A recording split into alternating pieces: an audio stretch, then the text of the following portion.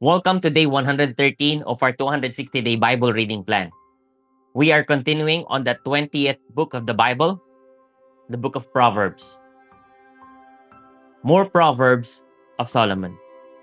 Chapter 25. These also are Proverbs of Solomon, which the men of Hezekiah, king of Judah, copied. It is the glory of God to conceal things, but the glory of kings is to search things out. As the heavens for height and the earth for depth, so the heart of kings is unsearchable. Take away the dross from the silver, and the smith has material for a vessel.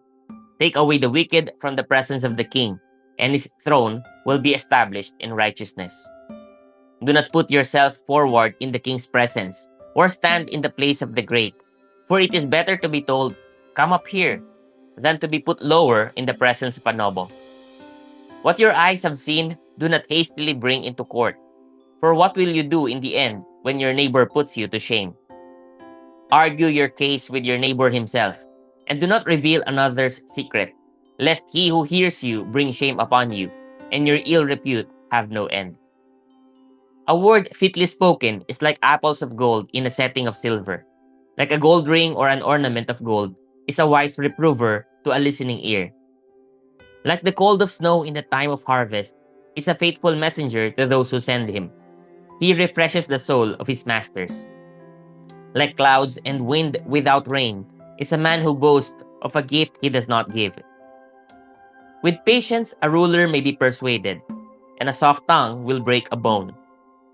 If you have found honey, eat only enough for you, lest you have your fill of it and vomit it.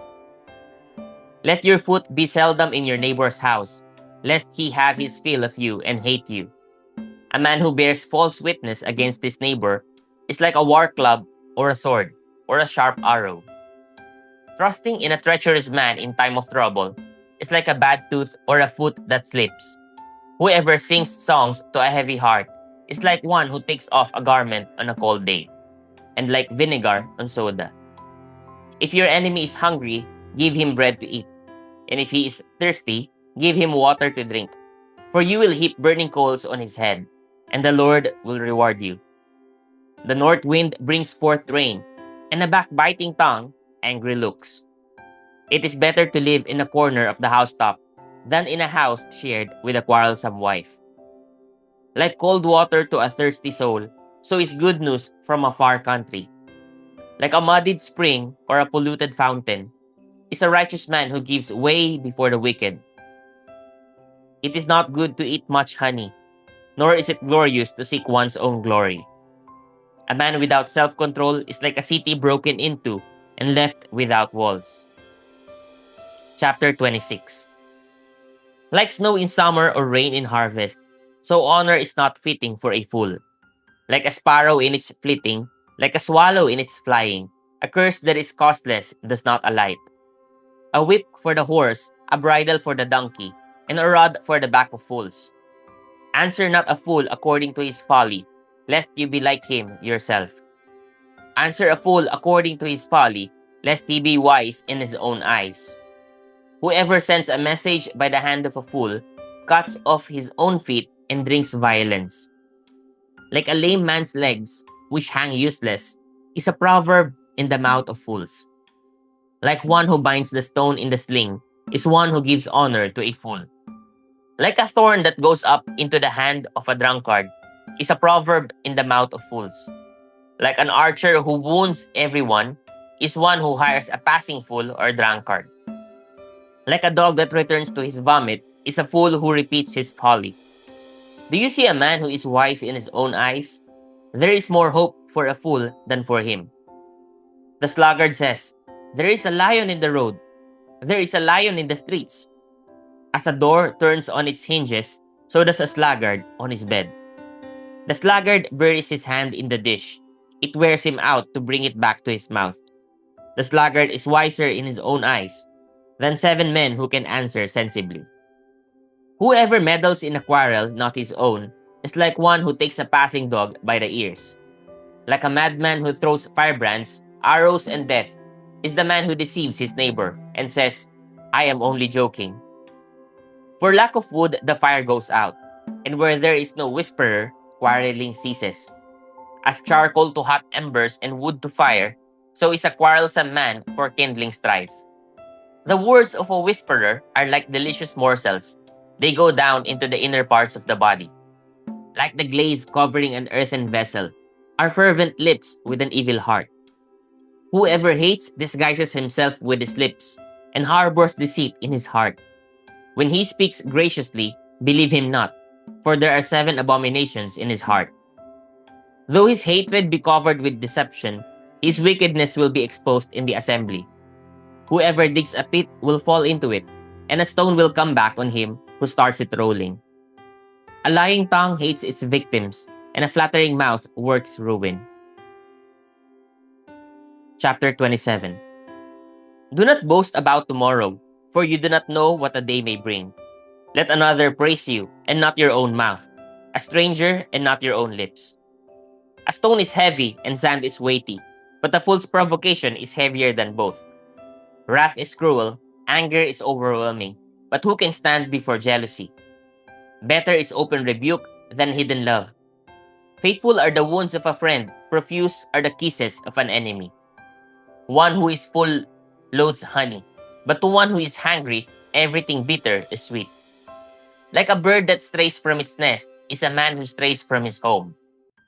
Oil and perfume make the heart glad, and the sweetness of a friend comes from his earnest counsel.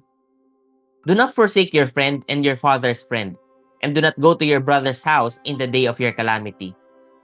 Better is a neighbor who is near than a brother who is far away. Be wise, my son, and make my heart glad, that I may answer him who reproaches me. The prudent sees danger and hides himself, but the simple go on and suffer for it. Take a man's garment when he has put up security for a stranger, and hold it in pledge when he puts up security for an adulteress. Whoever blesses his neighbor with a loud voice, rising early in the morning, will be counted as cursing. A continual dripping on a rainy day and a quarrelsome wife are alike. To restrain her is to restrain the wind, or to grasp oil in one's right hand. Iron sharpens iron, and one man sharpens another. Whoever tends a fig tree will eat its fruit, and he who guards his master will be honored. As in water face reflects face, so the heart of man reflects the man. Sheol and Abaddon are never satisfied, and never satisfied are the eyes of man. The crucible is for silver, and the furnace is for gold, and a man is tested by his praise. Crush a fool in the mortar with a pestle, along with crushed grain, yet his folly will not depart from him. Know well the condition of your flocks, and give attention to your herds. For riches do not last forever, and does a crown endure to all generations. When the grass is gone and the new growth appears, and the vegetation of the mountain is gathered, the lambs will provide your clothing, and the goats the price of a field. There will be enough goat's milk for your food, for the food of your household and maintenance for your girls. Chapter 28. The wicked flee when no one pursues, but the righteous are bold as a lion. When a land transgresses, it has many rulers, but with a man of understanding and knowledge, its stability will long continue. A poor man who oppresses the poor is a beating rain that leaves no food. Those who forsake the law praise the wicked, but those who keep the law strive against them. Evil men do not understand justice, but those who seek the Lord understand it completely. Better is a poor man who walks in his integrity than a rich man who is crooked in his ways. The one who keeps the law is a son with understanding, but the companion of gluttons shames his father. Whoever multiplies his wealth by interest and profit gathers it for him who is generous to the poor. If one turns away his ear from hearing the law, even his prayer is an abomination. Whoever misleads the upright into an evil way will fall into his own pit, but the blameless will have a goodly inheritance. A rich man is wise in his own eyes, but a poor man who has understanding will find him out.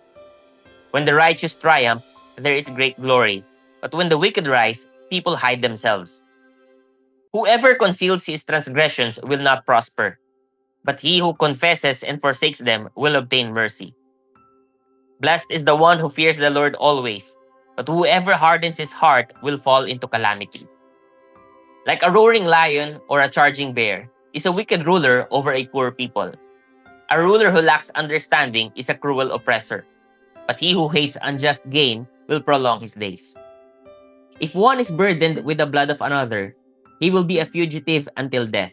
Let no one help him.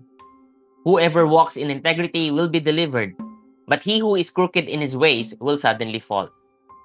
Whoever works his land will have plenty of bread, but he who follows worthless pursuits will have plenty of poverty. A faithful man will abound with blessings, but whoever hastens to be rich will not go unpunished. To show partiality is not good, but for a piece of bread a man will do wrong. A stingy man hastens after wealth and does not know that poverty will come upon him. Whoever rebukes a man will afterward find more favor than he who flatters with his tongue. Whoever robs his father or his mother and says, "That is no transgression," is a companion to a man who destroys. A greedy man stirs up strife, but the one who trusts in the Lord will be enriched. Whoever trusts in his own mind is a fool, but he who walks in wisdom will be delivered. Whoever gives to the poor will not want, but he who hides his eyes will get many a curse. When the wicked rise, people hide themselves, but when they perish, the righteous increase. Chapter 29. He who is often reproved yet stiffens his neck will suddenly be broken beyond healing. When the righteous increase, the people rejoice, but when the wicked rule, the people groan. He who loves wisdom makes his father glad, but a companion of prostitutes squanders his wealth. By justice, a king builds up the land, but he who exacts gifts tears it down. A man who flatters his neighbor spreads a net for his feet. An evil man is ensnared in his transgression, but a righteous man sings and rejoices. A righteous man knows the rights of the poor. A wicked man does not understand such knowledge. Scoffers set a city aflame, but the wise turn away wrath. If a wise man has an argument with the fool only rages and laughs, and there is no quiet. Bloodthirsty men hate one who is blameless, and seek the life of the upright. A fool gives full vent to his spirit, but a wise man quietly holds it back. If a ruler listens to falsehood, all his officials will be wicked. The poor man and the oppressor meet together. The Lord gives light to the eyes of both. If a king faithfully judges the poor, his throne will be established forever. The rod and reproof give wisdom, but a child left to himself brings shame to his mother. When the wicked increase, transgression increases, but the righteous will look upon their downfall. Discipline your son, and he will give you rest. He will give delight to your heart. Where there is no prophetic vision, the people cast off restraint, but blessed is he who keeps the law. By mere words a servant is not disciplined, for though he understands, he will not respond. Do you see a man who is hasty in his words? There is more hope for a fool than for him. Whoever pampers his servant from childhood will in the end find him his heir. A man of wrath stirs up strife, and one given to anger causes much transgression. One's pride will bring him low, but he who is lowly in spirit will obtain honor. The partner of a thief hates his own life. He hears the curse, but discloses nothing. The fear of man lays a snare, but whoever trusts in the Lord is safe. Many seek the face of a ruler, but it is from the Lord that a man gets justice. An unjust man is an abomination to the righteous, but one whose way is straight is an abomination to the wicked. Praise God for the reading of His Word.